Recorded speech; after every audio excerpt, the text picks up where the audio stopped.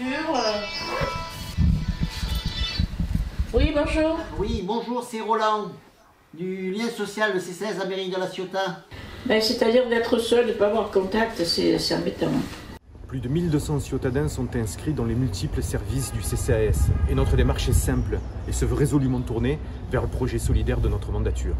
Nous appelons donc par téléphone, chaque jour, une partie de nos inscrits, jusqu'à épuisement du fichier, comme nous l'avons fait d'ailleurs lors du plan canicule ou du plan grand froid, au moyen d'un dispositif comportant une plateforme téléphonique. Il convient donc de proposer un échange clair, direct et discret. On s'intéresse à notre interlocuteur pour savoir comment il vit son quotidien à travers cette pandémie.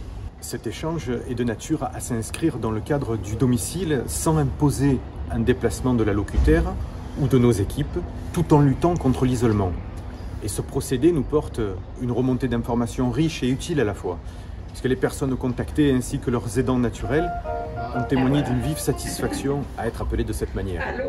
Le lien téléphonique crée et produit aussi du lien social. Enfin, ces coups de fil prédestinent une analyse des besoins sociaux menés par le CCAS de la ville de La Ciotat et nous permettent d'intervenir rapidement auprès de la personne contactée, si besoin et si urgence il y a, puis à terme de déboucher sur un certain nombre de constats qui rendront notre action encore plus présente et plus forte auprès des plus indigents. Le personnel du CCAS est à tous les niveaux impliqué dans cette crise, et ce de façon admirable. Très peu de télétravail, beaucoup de terrain, dans une pluriactivité toujours grandissante, et épaulé par les bénévoles qui donnent sans compter de leur temps pour aider les plus nécessiteux.